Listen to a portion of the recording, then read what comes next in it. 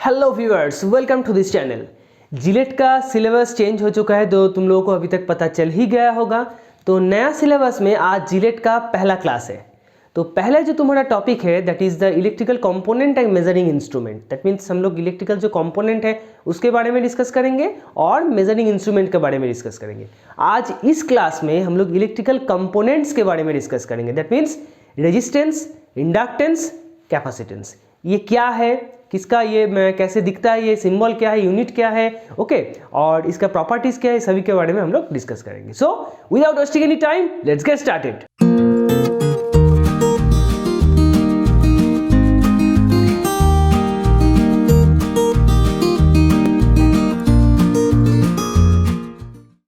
आठ 400 400 400 जी हाँ, याद कर लीजिए व्हाट्सअप नंबर, क्योंकि अब चाहे आपका मैथ्स का सवाल हो या फिजिक्स, केमिस्ट्री, बायोलॉजी का, आपका हर डाउट, हर क्वेश्चन का मिलेगा तुरंत वीडियो सोल्यूशन, वो भी सीधे आपके व्हाट्सएप पर। बस अपने फ़ोन में डाउट नेट का 8 400 400 400 व्हाट्सएप नंबर सेव कर लीजिए और चैट ओपन कीजिए। फिर जो भी आपका डाउट है वो सवाल का आपको बस फोटो खींचना है और उसे क्रॉप करना है और 5 सेकेंड में आपको उसका वीडियो सोल्यूशन मिल जाएगा। क्लास 6 से 12 IIT JEE NEET CBSE board और सभी स्टेट बोर्ड के बच्चों के लिए।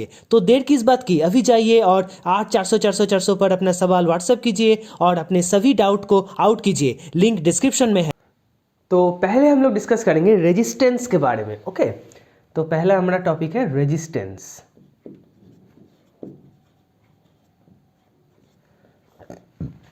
रेजिस्टेंस क्या है?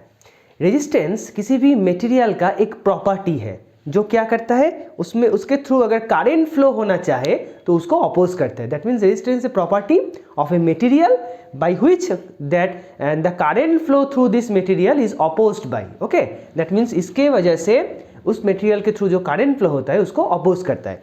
रेजिस्टेंस का सर्किट डायग्राम क्या है? दैट मीन्स सर्किट में हम लोग रेजिस्टेंस को कुछ इस तरह से डिनोट करते हैं and it is denoted by capital R. Okay, and unit is ohm, OHM. Ohm का सिंबल है कुछ इस तरह से। ओके, सो ऐसे हम लोग सर्किट में डिनोट करते हैं। तो इस रेजिस्टेंस का कुछ प्रॉपर्टी है। दैट मीन्स मान लो एक रेजिस्टेंस मतलब एक वायर जो है उसका भी एक रेजिस्टेंस है। तो वायर को हम लोग कैसे लिख सकते हैं? ये तो सर्किट डायग्राम में एक वायर को हम लोग कैसे ड्रॉ कर सकते हैं? कुछ इस तरह। That is a piece of a wire. Okay, so मान लो इसका लेंथ है L, ओके,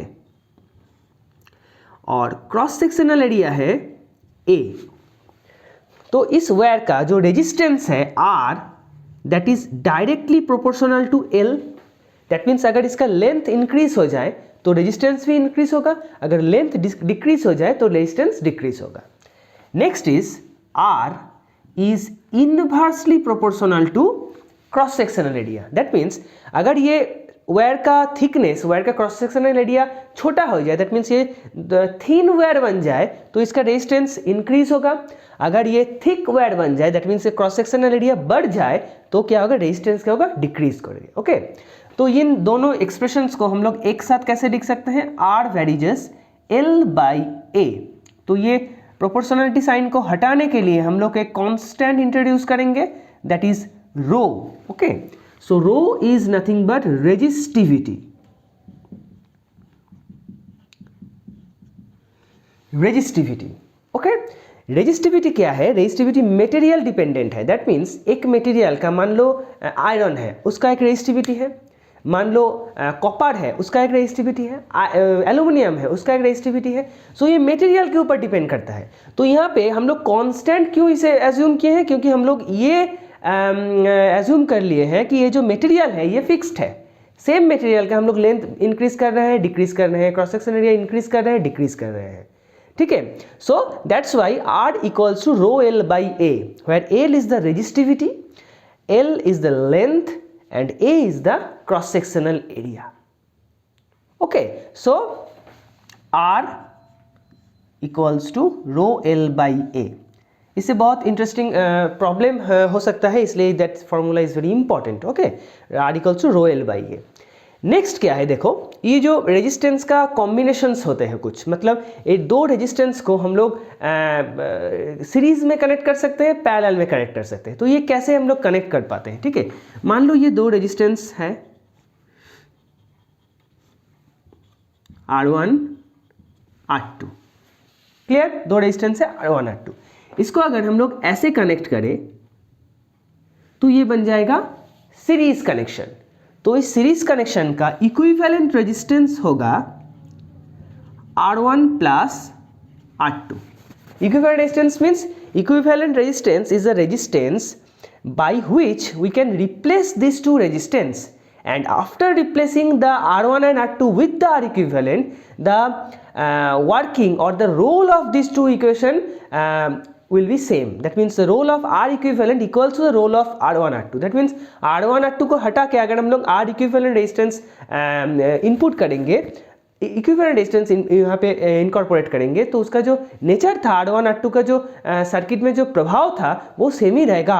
R इक्विवेलेंट का जो प्रभाव है वो उसके साथ सेम ही रहेगा।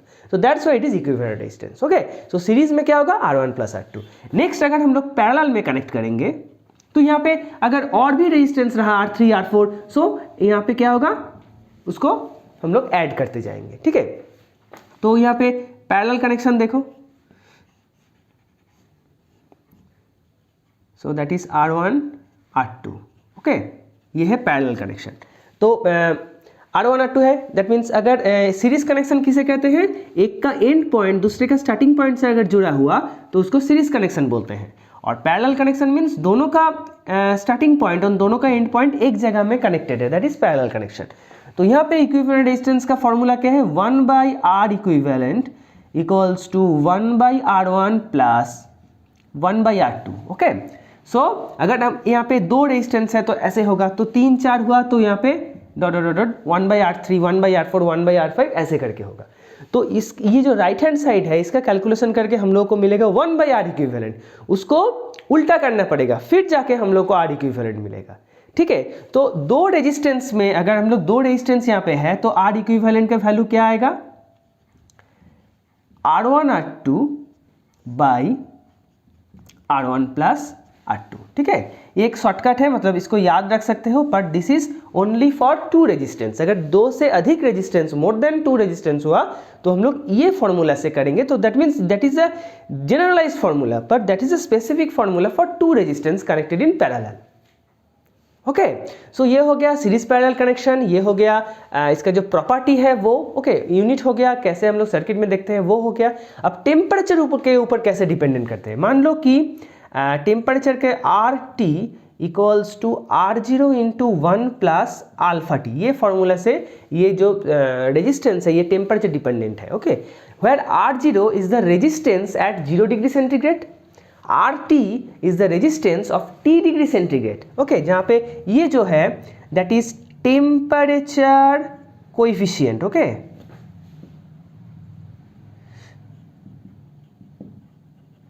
temperature coefficient, and this T is the difference, temperature difference, that means R0 से RT का जो difference है वो।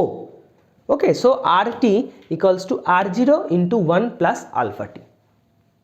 clear, so that is the temperature coefficient। कुछ मटेरियल में नेगेटिव टेम्परेचर कोफिशिएंट भी होते हैं, मतलब टेम्परेचर इंक्रीज होने से, यहाँ पे देखो टेम्परेचर इंक्रीज होने से क्या होगा, रेजिस्टेंस भी इंक्रीज करता है, पर वहाँ पे टेम्परेचर इंक्रीज होने से क्या होता है कि जो रेजिस्टेंस है वो डिक्रीज हो जाता है, that is called the negative temperature coefficient. Okay, यहाँ पे टेम्परेचर कोफिशिएंट पॉजिटिव है, इसका मतलब क्या है, टेम्परेचर अगर बढ़ेगा तो रेजिस्टेंस का वैल्यू भी बढ़ेगा, पर वहाँ पे क्या हो रहा था कि रेजिस्टेंस का अगर टेम्परेचर बढ़ेगा तो रेजिस्टेंस का वैल्यू डिक्रीज हो गया, यहाँ पे 1 माइनस अल्फा टी तक होता है, that means the negative temperature coefficient. Okay, so this is the overview of A resistance. अब हम लोग देखेंगे कि कैपेसिटेंस किसे कहते हैं। So next is the capacitance. Capacitance क्या है, कैपेसिटेंस दो पैरेलल कंडक्टिंग प्लेट से बना होता है और इसके बीच में इंसुलेटिंग मटेरियल रहता है जिसको कहा जाता है कि डाई इलेक्ट्रिक। ओके, जब हम लोग यहाँ पे सप्लाई ऐड करते हैं तो ये इसका काम क्या है, इलेक्ट्रिकल एनर्जी को स्टोर करना।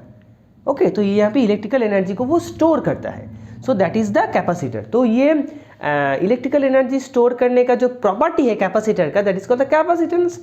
ओके, जैसे कि रेजिस्टर का जो प्रॉपर्टी है दैट इज रेजिस्टेंस, वैसे ही कैपेसिटर का जो प्रॉपर्टी है that is capacitance. Okay, so यहाँ पे कैपेसिटर का वैल्यू क्या है, C equals to Q by V, that means charge stored divided by the potential difference। okay, next is the voltage current relationship. हम लोग जानते हैं कि यहाँ पे C equals to Q by V, so Q equals to C V, right. अब हम लोग जानते हैं करंट मतलब dQ dt।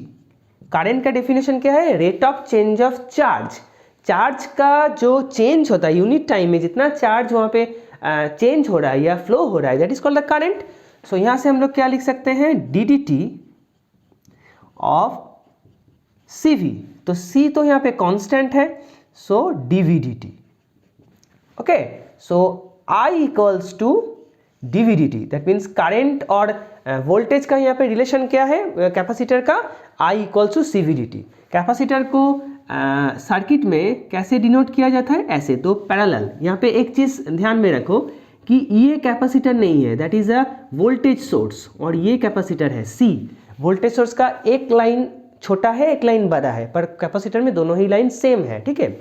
और इसको C से डिनोट किया जाता है, इसका यूनिट है फैराड, जो F से डिनोट किया जाता है, ठीक है। So that is farad unit. यह है सर्किट डायग्राम। सर्किट में ऐसे रिप्रेजेंट किया जाता है। C लेटर से हम लोग कैपेसिटर को डिनोट करते हैं, और कैपेसिटर का जो वोल्टेज करंट रिलेशनशिप है that is I equal to C dV dt।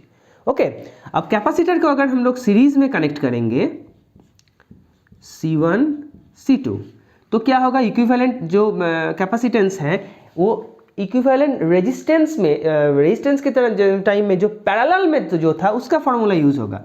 That means 1 by C equivalent equals to 1 by C1 plus 1 by C2। अगर पैरेलल में रहा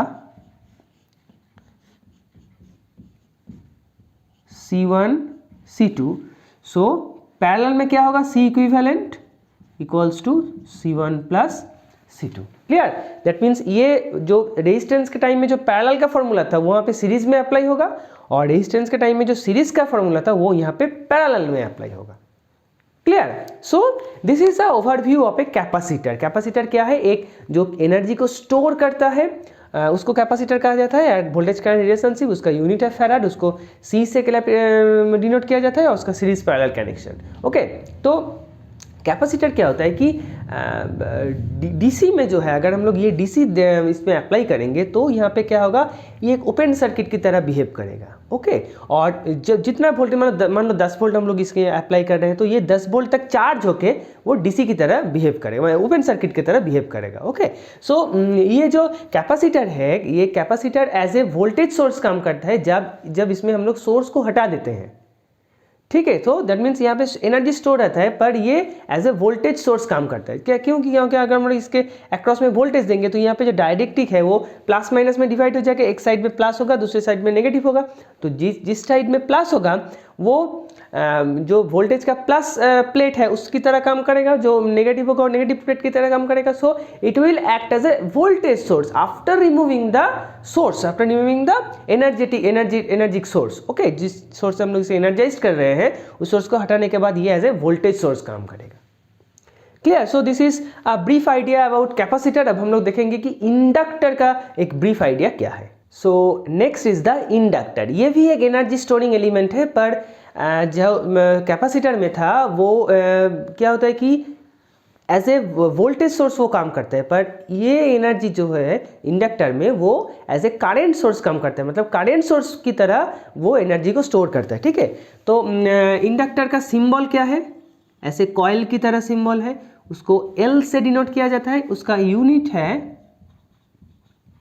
हेनरी, और उसको H से डिनोट किया जाता है, ठीक है। सो इंडक्टर भी एक एनर्जी स्टोरिंग एलिमेंट है, इसमें भी इलेक्ट्रिकल एनर्जी स्टोर्ड होता है। इसके अक्रॉस अगर हम लोग वोल्टेज देंगे तो ये एक एनर्जी स्टोर करेगा। वोल्टेज को हटाने के बाद ये इंडक्टर क्या करेगा? एज ए करंट सोर्स वो बिहेव करेगा। ओके, और इसका जो वोल्टेज करंट रिलेशनशिप है that is L di dt। Clear? तो इससे हम लोग I का भी इक्वेशन लिख सकते हैं 1/L इंटीग्रेशन V dt, ठीक है। तो इसे यहाँ से हम लोग लिख सकते हैं। और ये इंडक्टर जो है वो अगर सीरीज में रहा, जैसे कि मान लो ऐसे दो इंडक्टर सीरीज में है, तो L इक्विवेलेंट क्या होगा? L1 प्लस L2, जैसे same as the resistance. Okay, similarly अगर दो रेजिस्टेंस, दो इंडक्टेंस कैपेसिटेंस पैरेलल में रहा ऐसे L1 L2, सो क्या होगा, same as resistance 1/L1 plus 1/L2। Clear. So inductor क्या है, एक एनर्जी स्टोरिंग एलिमेंट है, वो उसका वोल्टेज का रिलेशनशिप क्या है ये, और उसका करंट के साथ रिलेशनशिप है सीरीज पैरेलल कनेक्शन, उसका यूनिट है हेनरी जो H से डिनोट किया जाता है। अब इसमें कितना एनर्जी स्टोर रहता है, energy stored that is half L/I², that means ये हाफ जो L जो है इंडक्टेंस है इस इंडक्टर का, और I मतलब इसके थ्रू कितना करंट फ्लो हो रहा है, और हाफ एक कांस्टेंट है। ओके, सिमिलरली वो कैपेसिटेंस के टाइम में मैंने बोलना भूल हो गया कि वहाँ पे है E equals to half CV²। Okay, this is for capacitor and this is for inductor. Okay, energy stored, ये भी क्या है, energy. Okay, so half L/I² and half CV², ये हम लोग को याद में रखना पड़ेगा क्योंकि प्रॉब्लम करते टाइम ये हम लोग को काम में आएगा। Okay, so this is brief idea about a inductor. Okay, so हम लोग आज क्या क्या देखें कि रेजिस्टेंस, इंडक्टेंस और कैपेसिटेंस क्या है, वैसे ही रजिस्टर, इंडक्टर, कैपेसिटर क्या है, क्योंकि ये जो इक्विपमेंट्स है और ये जो कंपोनेंट्स है, these are the basic component of any electrical circuit. Okay, तो हम लोग को याद रखना पड़ेगा कि उसका फॉर्मूला क्या है, कैसे काम करता है, प्रॉपर्टी क्या है। Okay, so that's it for today's video guys. If you like this video then like the video and share it with your friends, and those who are new in this channel please subscribe the channel and hit the bell icon. मिलते हैं अगले video में, तब तक के लिए Tata and good bye.